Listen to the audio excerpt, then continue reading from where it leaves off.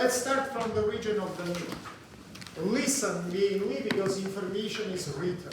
Primary listen. Now 1 minute attention to me. How we draw the borders for the knee region? From up and down it is the circular lines. Now you put your 3 fingers above the upper margin of the patella and provided circular line. It is in same level and for anterior and for the posterior regions of the knee. From downwards, immediately below patella, from midpoint of the tibia, you palpated tuberositas tibia. And in that level, you provided again circular line. Let's say 1 circular line upwards, 2nd circular line downwards. And finally, along the epicondyles of the femoral bone, you draw 2 vertical descending lines. So once again, that is superior border, this is inferior border, and 2 vertical descending lines along the medial and lateral epicondyle. Divided region into anterior and into posterior compartments. Now listen to that. Generally in anterior region, skin is resembled to the posterior region skin of the cubital region. Samely thick, samely no glands, that's why we have dry skin, no hairs, no inflammational processes, because that is, you understand, the place of the friction with the clothes. And if we will have here the glandular structures, will be big chance for the inflammational processes. That is some evolutional situation. Skin is very elastic, movable, but in the same time it is thick to prevent the traumatization of the skin in this region. Fatty tissue in anterior compartments, it's not good developed. That's why you can simply palpate the bones, patella. Laterally, medially, it is much more developed. Posteriorly also. By the way, posterior skin, it is thinner and more movable than in anterior compartment. Posterior skin contains a lot of specially sweat glands. If you will run or you will make any trainings, you will see that huge production of the sweat will be from the posterior compartment of this region. In subcutaneous fatty tissue, we have the neurovascular structures. By the way, mainly it will be continuation of the femoral structures. Primary, let's remember about the sensory nerves. Yeah, anteriorly it is anterior skin nerve of the thigh region. Laterally it is lateral. Medially it is nervus saphenous. As you remember, nervus saphenous together with vena saphena magna, here located in the subcutaneous fat. How it comes to subcutaneous fat? Again, it's not the puzzle, you know, yeah, by anterior aperture of the adductor's channel.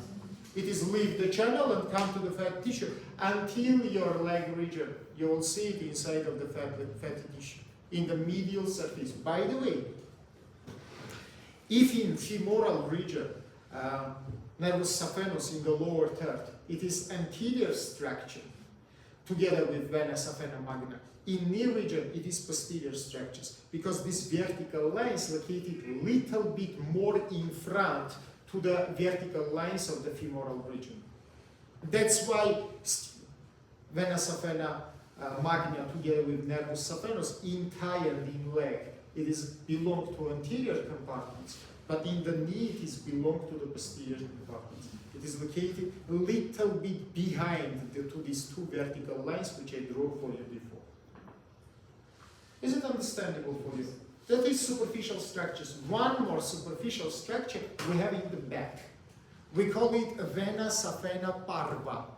Until now we speak about saphena magna vein. Now we speak about small subcutaneous vein.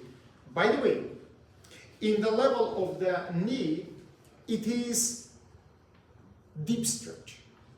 Because it is perforated proper fissure, goes to the posterior knee loose connective tissue, which we call fossa poplitea, and drain inside of the vena poplitea, which is continuation of the femoral vein. So remember, please, after in the leg region, if today my time will be enough, we will draw the cross sections, and you will see it immediately inside of the fat. But in the knee region, no. In the knee region, it goes to deep. That's why above the knee region, we don't have this vein. Because it is finished in the level of the knee by drainage into vena poplitea. Above the knee, we have only saphena magna. we don't have saphena parva. Superficial fascia in generally all parts of extremities doesn't have any specificity. It is just very thin, transparent layer which is located in the fat and which is not even shown during the surgeries. But proper fascia is very important. Proper fascia, guys, in anterior and posterior regions has the great importance. Let's start from the anterior region. Anteriorly, proper fascia fused with several bones. Medially, laterally, it is the epicondyles of the femoral bone, and anteriorly, inferiorly, it is the tuberosities of the tibia. And partly here, it is joined with the tendons of the quadriceps muscle, which is located a little bit deep to it, yeah, under the proper fascia. Proper fascia is important, as you know, to divide its superficial structures, vessels and nerves, from deep structures, again, vessels and nerves. Under the proper fascia, we have collateral arterial network of the knee region.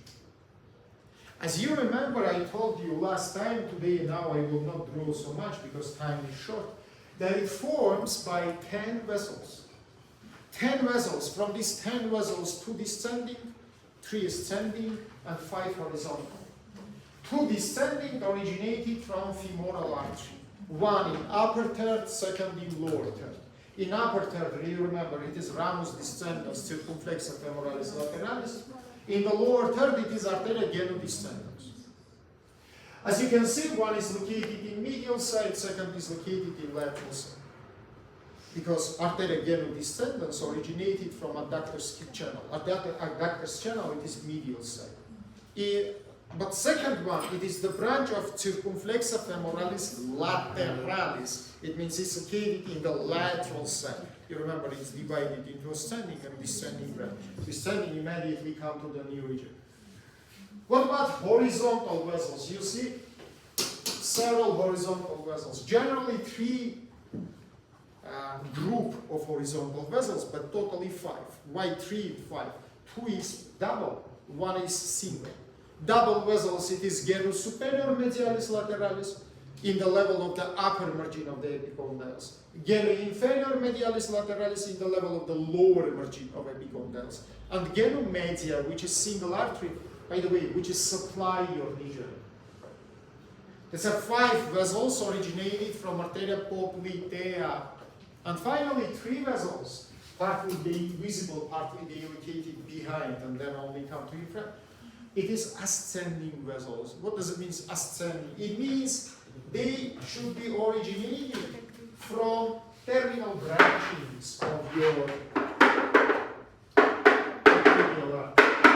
One will be arteria tibialis anterior. Second is arteria tibialis posterior. By the way, a picture doesn't show the real position of the structures. They are located in sagittal plane, not in the frontal as in my picture. Yeah, if you look from behind, superficially located tibialis posterior, in front is located tibialis anterior, because anterior will come to the anterior leg region, posterior will go to the posterior leg region. Little after we will speak about it. And they gives 3 ascending arteries. By the way, 2 from these arteries originated from tibialis anterior. One is goes to in front, second goes to the behind. We call it recurrens tibialis anterior and posterior. And one is originated from tibialis posterior. We call it arteria circumflexa fibulae. Circumflexa fibulae, artery which is surrounding the head of the fibula and goes to the outwards in anterior compartment.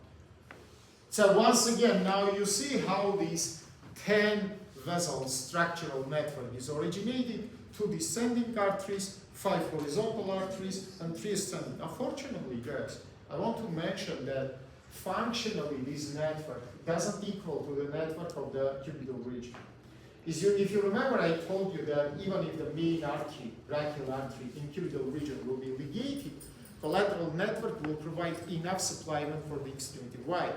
Because for this small upper extremity, there are 4 descending vessels, and there are 4 ascending vessels. Yeah. Unfortunately, we don't have the same in the lower extremity, which is much more bigger and need much more better arterial supply. Only 2 vessels generally providing the arterial blood to this network. It is two descending arteries. Don't forget that arterial blood in extremities pass from up to down. It doesn't go from downwards to upwards.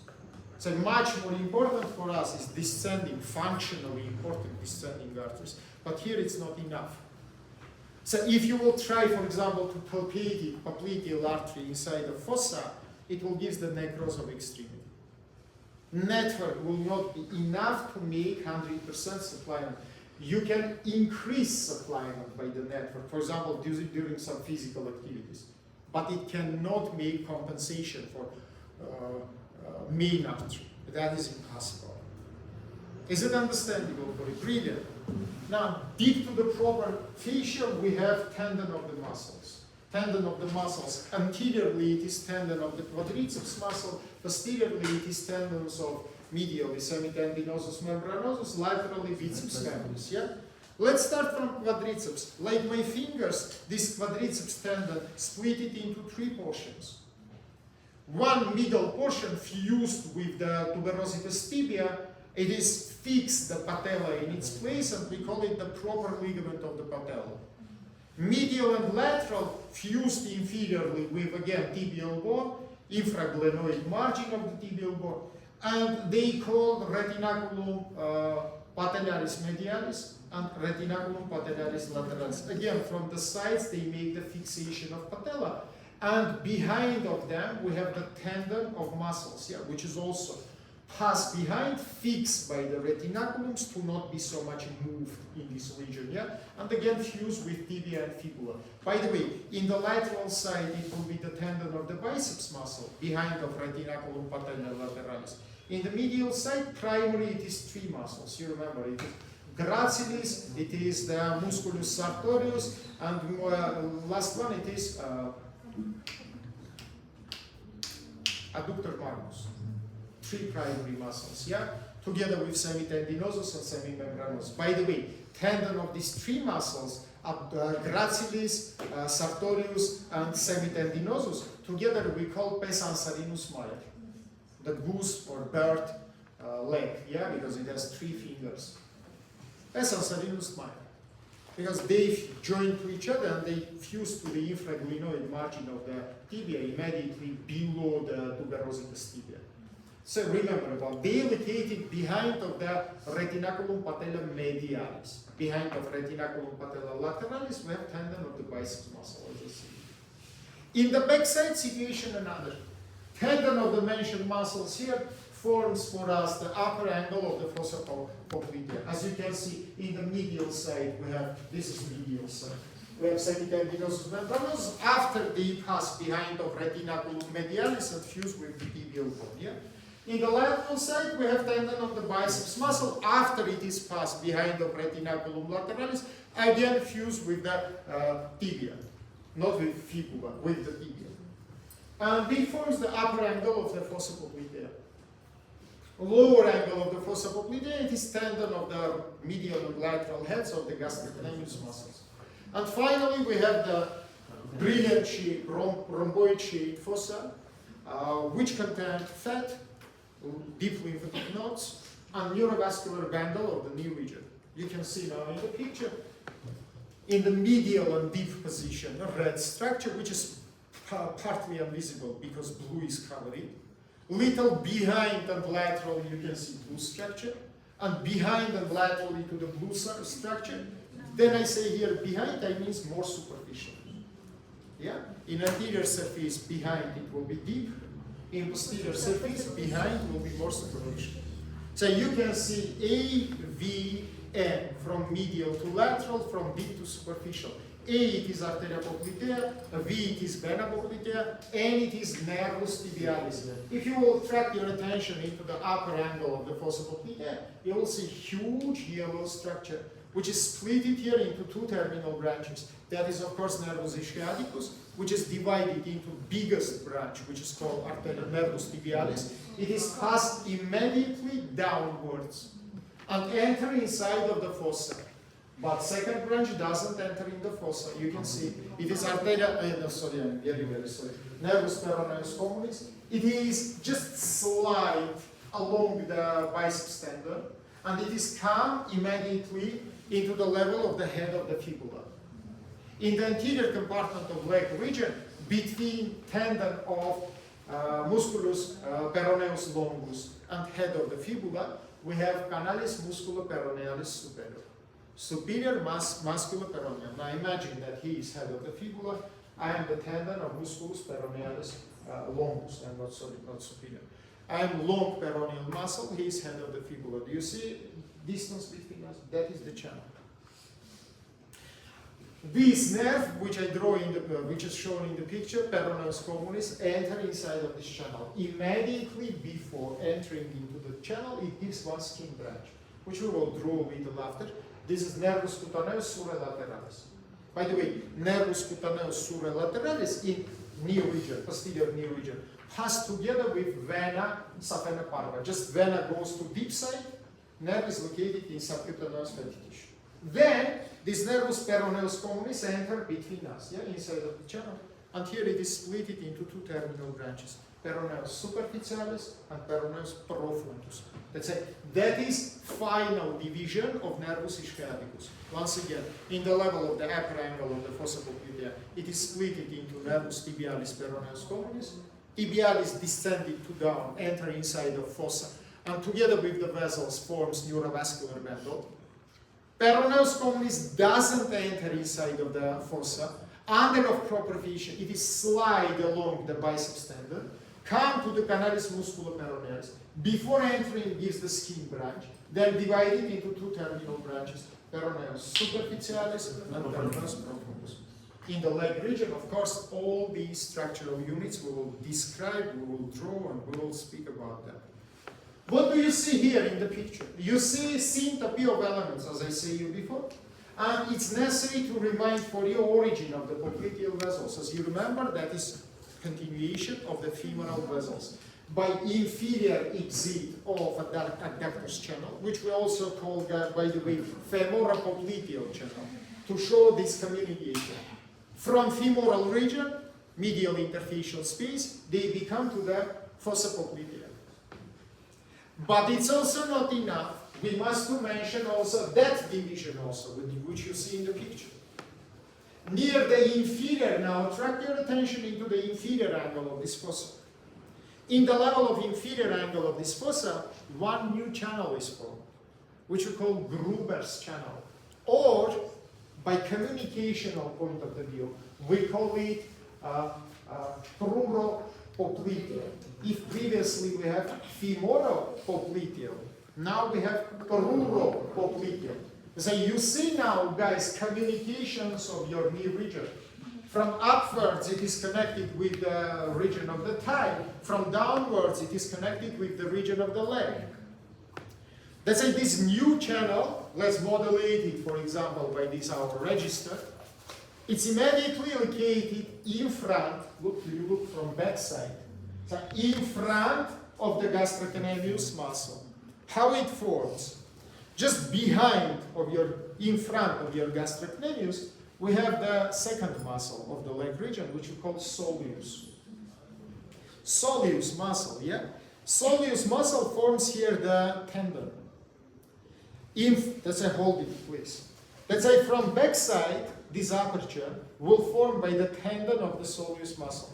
From in front, we have the popliteal muscle, which is covered the floor of our fossa popliteal. You remember, it forms by three structures. I mean, floor of fossa. It is musculus popliteus, oblique popliteal ligament, and planum popliteum, posterior smooth surface of the femoral bone, distal epiphysis of the femoral bone. So you can see with my two hands, again, my right hand, it is the tendon of the soleus. My left hand, it is the popliteal muscle. Between them, as you can see, there are apertures. Thank you very much. What is entering inside of this aperture? You can see what is entered. Red, blue, and yellow. Red, it is popliteal artery. Blue, it is popliteal vein. Yellow, it is nervus tibialis.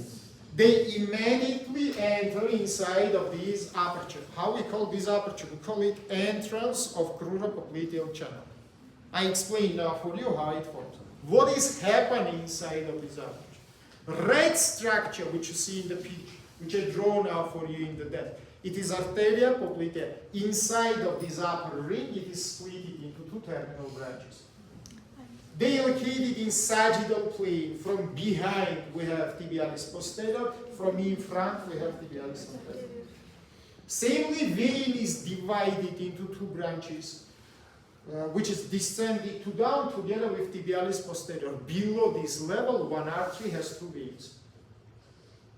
Remember, please, one artery has two veins. Not one artery, one vein, but one artery, two veins. Say two veins will go by tibialis posterior, two veins will pass with tibialis anterior. Now let's again hold this channel. Now take it, please. Now I look to this channel from backside. Immediately in the level of upper ring, on the anterior wall of this channel, which I say you, it is musculus popliteus, yeah, in the level, there are second aperture. This is aperture which is located in interosseal membrane which is connected your tibia with your fibula. And this second aperture we call anterior exit. Let's say that is entrance. This is anterior exit. What is entering inside of anterior exit? Anterior tibial artery. By this anterior exit, it goes to the anterior region of the leg. Idea is understandable for you. Thank you very much, dear friend. Let's remember, please, we discuss now 2 from 3 rings of this channel. The last ring, I will draw for you a little after if my time will be enough. But you now know 2 rings. It is entrance and it is anterior exit. By entrance, 3 structures, red, blue, and yellow, enter inside of the channel.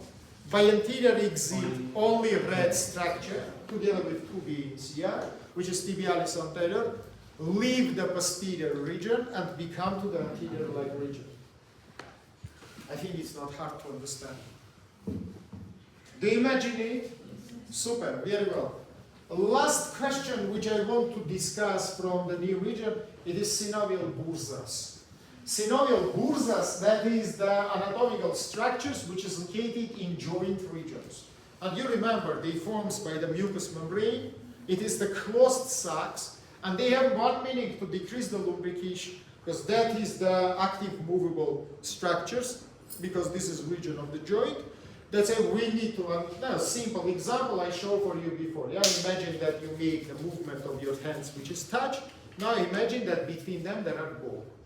Of course, ball will decrease the friction, you will not feel any high temperature, you will avoid any traumatization. Let's say 7 mucous bursas we have in anterior knee region, and 1, 2 in posterior region. Let's start from the anterior structures. They arranged in 3 different layers: in subcutaneous fatty tissue, under the proper fascia, and under the tendons. Under the fatty tissue, there are 3 bursas. One is located immediately in the level of the midpoint of patella. We call it bursa mucosa prepatellaris subcutanea. Subcutanea, it means it is in subcutaneous fat. Prepatellaris, it means in level of midpoint of patella. Second one is bursa mucosa medialis or semimembranosus. It is located in the level of the tendons of tendinosus membranosus. By the way, if you will ride the horse, it can be damaged, because usually it is the place of the chronic irritation. Inflammation of the bursas, by the way, we call bursitis. And finally, last one located below patella, and we call it bursa mucosa subcutanea infrapatellaris. Prepatellaris, medialis, infrapatellaris. Under the proper fascia, there are only 1 bursa, and again in midpoint of the patella. We call it bursa mucosa now subfascialis, not subcutanea. Again, prepatellaris. And finally, under the tendon of the quadriceps muscle, we have again 3 bursa. That's finally totally 7. 3 in fat, 1 under the proper, and 3 under the fascia. Here everything is simple. 1 in midpoint, 2nd in inferior margin of patella, 3rd in the level of superior margin. We call it subtendinea. Bursa mucosa subtendinea prepatellaris, bursa mucosa subtendinea infrapatellaris, bursa mucosa subtendinea suprapatellaris. This suprapatellar sac entering the fissura of the capsula of the knee joint, and it continues into the knee joint. That's why sometimes you think that it's inner cavity communicated with knee joint. No, it walls continues into the knee joint. It doesn't have communication between the cavities. It has communication between the wall and cavity. There's a this synovial bursa by part of its wall enter inside of the knee joint, but its cavity doesn't communicate it with knee joint cavity. Let's say if this bursa will be inflamed, we can have formation of arthritis, because it's not separated, but it is communicated structural unit. If all another 6 bursas inflammation gives separate bursitis, this one inflammation can give spreading arthritis. That's all what I want to say. Your last only question we need to mention here: projectional anatomy. Projection of arteria popliteae is very simple. You provided the vertical line from the upper angle of fossa to the lower angle of the fossa, and by this it's finished. By the way, vena saphena parva also has projection. It is strongly midpoint of the fossa popliteae. In that midpoint, it is perforated proper fissure, enter inside of the fossa, and drain into the vena popliteae, as I said you before. Vena saphena magna projected by the whole huge line, which we described before, midpoint of the inguinal ligament up to the anterior margin of the medial malleolus. That is for all regions, not only for thigh. Is it understandable for you? So that I'm very happy. If it is understandable, let's continue now. I must open the next your PPT. I don't know, is it here No, sir. downloaded or not? If it's not downloaded right